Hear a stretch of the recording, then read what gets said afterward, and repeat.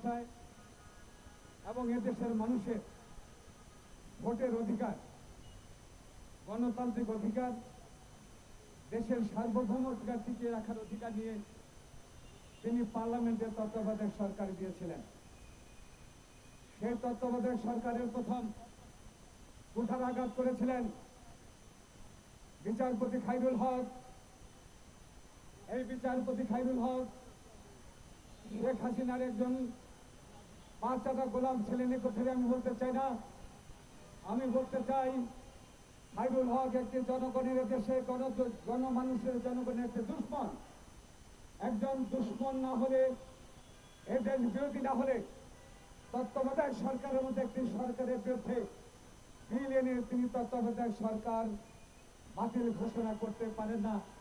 আমরা তার বিরুদ্ধে অনেক আন্দোলন সংগ্রাম করেছি। আন্দোলন সংগ্রাম করতে গিয়ে অনেকে শাহাদাত বরণ করেছেন, অনেকে নিহত হয়েছেন, অনেককে হত্যা করেছেন, অনেককে গুম করেছেন। সেই নির্বাচনগুলো ছিল, সমস্ত নির্বাচনগুলি ছিল প্রহসনী নির্বাচন। আমরা সেই খায়রুল হকের অবৈধ নৈতিক তত্ত্বাবধায়ক সরকার বাতিলের পরে গত 14 সালে যে নির্বাচন হয়েছিল, আমরা সেই নির্বাচনের বিরোধিতা করেছিলাম। সেই নির্বাচনের বিরোধিতার প্রশ্ন ছিল যে শেখ হাসিনা নিজেকে প্রমাণ করতে পারে নাই। তিনি জাতির নেতৃত্বের মধ্য দিয়ে একটি ন্যায়সঙ্গত নির্বাচন দিবেন। সেই 14 সালে নির্বাচনে কাজী রফিক উদ্দিন তখনকার সিএসিস নির্বাচন প্রশাসক ছিলেন, নির্বাচন প্রধান ছিলেন। তার গতিবিধির উপর আমরা লক্ষ্য করেছি যে কাজী রফিক উদ্দিনের নেতৃত্বে একটি সঠিক নির্বাচন বাংলাদেশের মাটিতে হবে না। একক একটি দলের অধীনে তিনি তার নির্বাচন করতে গিয়েছিলেন বলে আমাদের নেত্রী দেশের নেত্রী বেগম খালেদা জিয়া সেই নির্বাচনকে প্রস্তাব হবে বিধায় সেই নির্বাচনে অংশগ্রহণ না করার জন্য তিনি সেই দিন আমাদেরকে আহ্বান করেছিলেন। বাংলাদেশের মানুষ ওই 14 সালে নির্বাচনে অংশগ্রহণ করে নাই, এ কারণে অংশগ্রহণ করে নাই। সেই নির্বাচন ছিল একটি প্রহসনী নির্বাচন।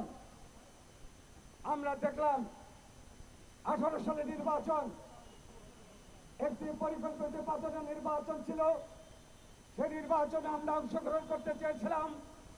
বাংলাদেশের মানুষ, আমার মানুষ, বাংলাদেশ জাতীয়তাবাদী দল সহ সমস্ত দল আমরা তৎকালীন সরকারের সাথে সাক্ষাৎ এবং সৌজন্য আলোচনার সময়ও তৎকালীন প্রধানমন্ত্রী বলেছিলেন, আমাকে বিশ্বাস করুন, আমি 18 সালে নির্বাচনকে একটি সঠিক সুন্দর নির্বাচন দিব।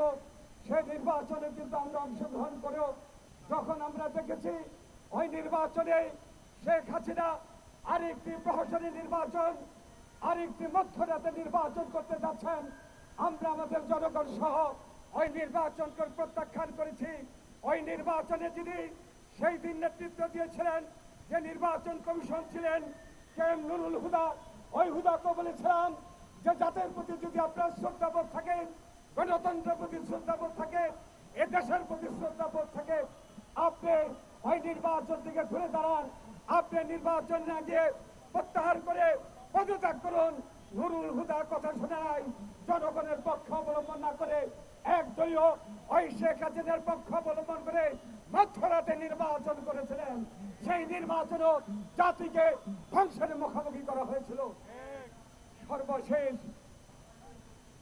24 সালের 7ই জানুয়ারি যে নির্বাচন হয়েছে, ওই নির্বাচনের বিগত নির্বাচনগুলোর প্রতি দৃষ্টি রেখে জননেতা তারেক রহমান ঘোষণা করেছেন, আমরা কোন আন্দোলন সংগ্রামের মধ্য দিয়ে ওই 24 সালের 7ই জানুয়ারি নির্বাচনে আমরা ভোট কেন্দ্রে অংশগ্রহণের প্রশ্ন নয়, আমরা জাতি ধর্ম বর্ণ নির্বিশেষে এদেশের মানুষ ভোট কেন্দ্রে অংশগ্রহণ না করে আমরা জাতিকে জানিয়ে দিতে চাই এই সরকার অবৈধ। এই অবৈধ সরকারের অধীনে কোন নির্বাচন হতে পারে না। এবং ঠিক তাই হয়েছিল। সেই নির্বাচনে আমাদের সেই KM নুরুল হুদার ওই নির্বাচনে বাংলাদেশের কোন মানুষ নির্বাচনে অংশগ্রহণ করে নাই, ভোট কেন্দ্রে অংশগ্রহণ করে নাই, কিন্তু নুরুল হুদা সেই দিন নির্বাচনের প্রার্থীকে বৈধ ঘোষণা করেছিলেন। এটাই মনে করতে পারি এরা ছিল জাতীয় দুশ্মন, ওই নুরুল হুদারা ছিল জাতীয় দুশ্মন।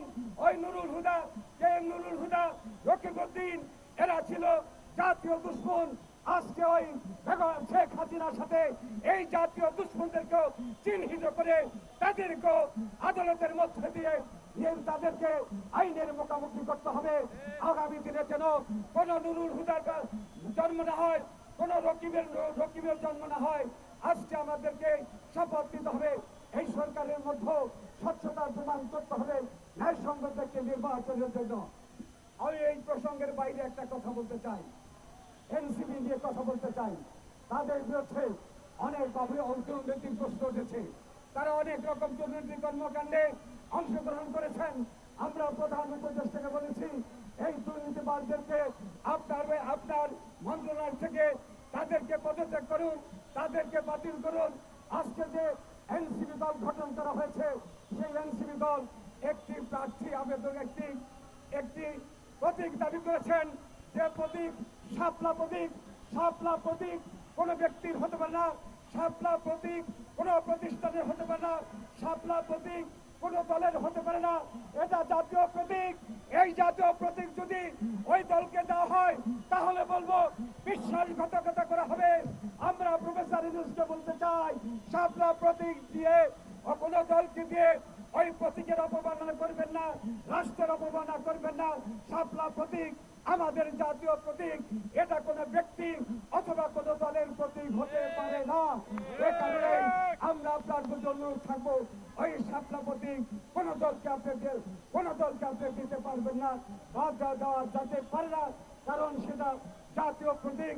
আর বলতে চাই, আগামী দিনে যে নির্বাচন হবে, ওই নির্বাচনকে সামনে রেখে আমাদের ভারপ্রাপ্ত চেয়ারম্যান যার নেতৃত্বে জাতীয় ঐক্যবদ্ধ হয়েছিল, যার নেতৃত্বের মধ্য দিয়ে আমরা রাজপথে থেকে আন্দোলন সংগ্রাম করে একদলীয় শাসন ব্যবস্থার বিরুদ্ধে অবস্থান নিয়ে আমরা স্বৈরাচারী হাসিনাকে পালিয়ে যেতে বাধ্য হয়েছে। হাসিনা আমাদের নেতা তারেক রহমান দ্রুত মাঝে ফিরে আসবেন। আগামী দিনে ঐক্যবদ্ধ হয়ে আমাদের দেশকে জাতির ঐক্যবদ্ধ করার জন্য তার নেতৃত্বে নির্বাচন হবে।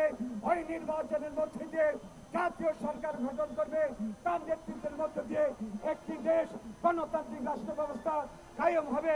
আসুন আমরা যেমন করে শেখ হাসিনাকে ঐক্যবদ্ধভাবে পতন ঘটিয়েছি, পালিয়ে যেতে বাধ্য হয়েছে, তেমন করে ওই নির্বাচনে জাতি ধর্ম ঐক্যবদ্ধ হয়ে তারেক রহমানের নেতৃত্বে গণতান্ত্রিক রাষ্ট্র ব্যবস্থা কায়েম